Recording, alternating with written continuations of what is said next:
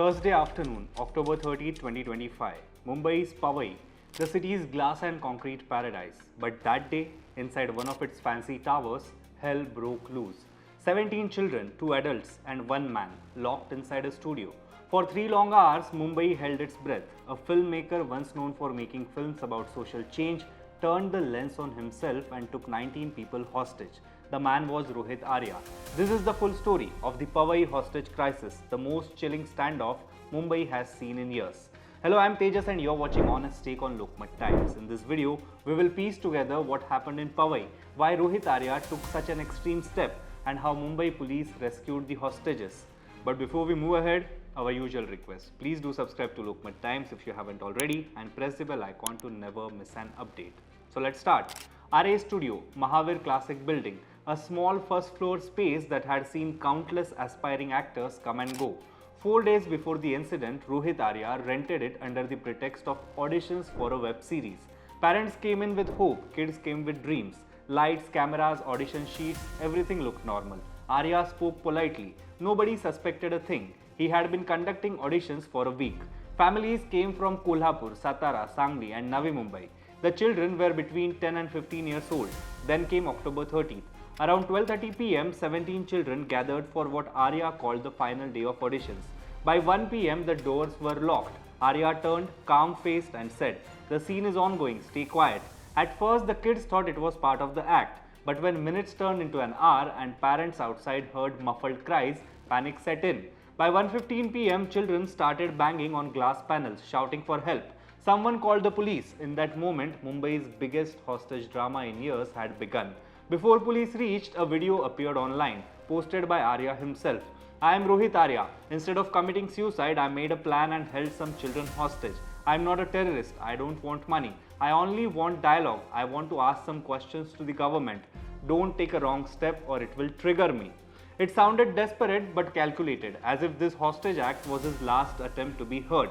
Let's pause here for a moment and take a look at who Rohit Arya was and what pushed him to take such extreme step. Arya was a 50-year-old filmmaker, activist and social entrepreneur from Pune, an alumnus of Symbiosis International University with an executive MBA from ISB Mumbai. He ran Apsara Media Entertainment Network and worked on government awareness campaigns including Swachh Bharat. His short film Let's Change was once picked up by the Maharashtra government for a school cleanliness initiative. He wasn't violent but clearly disillusioned, simmering for years. Arya had worked on a government program called Swachhata Monitor as part of Maharashtra's Maji Shala Sundar Shala project, meant to teach children about cleanliness. He claimed it was his idea based on his film Let's Change and that he implemented it in 64,000 schools, reaching 59 lakh students in 2023. According to him, the government owed him rupees 2 crore, money he never received. He said his work was used without credit, his concept copied and his name erased. He protested at Azad Maidan outside former Minister Deepak Kesarkar's bungalow and even went on hunger strikes. During one protest, he reportedly collapsed from exhaustion. His social media posts grew darker, full of anger and pleas to be heard. The education department denied his claims. They said Arya wasn't owed rupees 2 crore and that he had started collecting registration fees from schools not permitted under state schemes. His documents, they said, were incomplete and lacked proof of expenditure. Officials confirmed he had been paid rupees 9.9 lakh through 2 approvals in 2022 and 2023. Foreign Minister Deepak Kesarkar said, "I personally gave him a check from my own account out of sympathy, but the rupees 2 crore claim is not correct. He should have resolved his issues through official channels." So, if his grievance was baseless, how did it escalate this far? And if it was genuine, why did nobody in power intervene before it turned into tragedy? Now let's get back to the hostage room in Powai. Around 1:45 p.m., Powai police got the distress call. Within minutes, officers surrounded the building. Quick response teams, bomb disposal squads, fire brigade units. The operation was led by Senior Inspector Jitendra Sonavne and DCP Datta Nalaude, monitored in real time by Joint Commissioner Satyanarayan. For over 80 minutes, Sonavne stayed on the phone call with Arya, pleading with him not to harm the children. Arya's tone swung between calm and chaos. Sometimes he demanded a dialogue. At other moments, he threatened to burn the place down. He had an air gun, chemical sprays and motion sensors near windows. Inside, terrified children huddled in a corner. Arya kept saying, "Don't be scared, I won't hurt you." But fear had already taken over. By 3:45 p.m., police realized negotiations weren't working. Arya had stopped responding. He refused to release even one child. The quick response team prepared to move. A covert entry was planned through the bathroom, with the fire brigade cutting metal grills using hydraulic tools. Another team waited near the glass wall to break in simultaneously. 8 commandos, one mission. End it fast, save every child. As the team entered, Arya noticed movement. He turned and rushed towards the children, raising his air gun. ASI Amol Wagmare from the anti-terrorism cell fired a single shot. The bullet hit Arya in the chest. He collapsed instantly. Within minutes, all 19 hostages, 17 children, 1 woman and 1 man, were escorted out safely. They were checked at Seven Hills Hospital and reunited with their parents. Arya was declared dead at 5:15 p.m. at Hindi Hriday Samrat Balasaheb Thackeray Hospital. Not a single child was injured, but for parents outside, those 3 hours felt like eternity. Every crisis has a hero, and that day it was ASI Amol Wagmare. Calm, instinctive, precise. Senior officers said shooting him was never part of the plan, but Arya was about to aim at a child. It was a split-second call, and it saved 17 lives. Wagmare did not celebrate, he just handed in his weapon and joined the debrief. But to the parents, he will always be the man who ended their nightmare.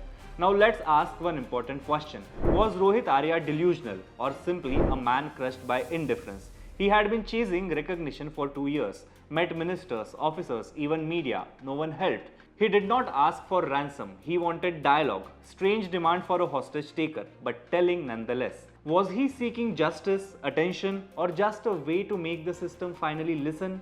We may never know. This case exposes how government projects are often handled. Every year, individuals and small firms partner with the state for awareness campaigns. Many face endless paperwork, delayed payments, and red tape.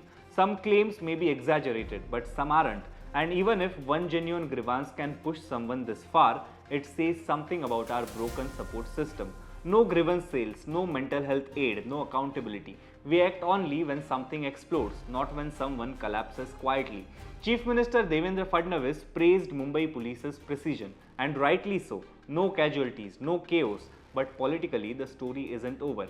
Arya had previously protested against Deepak Kesarkar. Arya's wife insists Kesarkar promised rupees 2 crore but never delivered. He denies it. The crime branch is now probing all contracts, payments and communications. If Arya's claims hold even partially true, this could expose how small contractors and creative professionals are sidelined. Because while this ended as a police crisis, it began as a governance failure. The children are safe but traumatized. Arya's family says he wasn't insane, just broken. His wife said, he worked hard for this project. The government used his idea but gave him nothing. He only wanted to be heard. Social media is divided. Some call him a criminal, others a victim of deaf system. The truth lies somewhere in between. So here is my honest take. The Powai hostage crisis isn't just about one man's breakdown. It's about how silence and neglect can push someone to the edge. Yes, the police did their job perfectly. Yes, the children were saved. But unless we ask why this happened and what broke Rohit Arya, we will keep treating tragedies as isolated incidents, not warnings. Because when justice takes too long to arrive, people stop thinking straight. I'm Tejas and this was your honest take. Until next time, stay sharp, stay curious and never stop asking tough questions.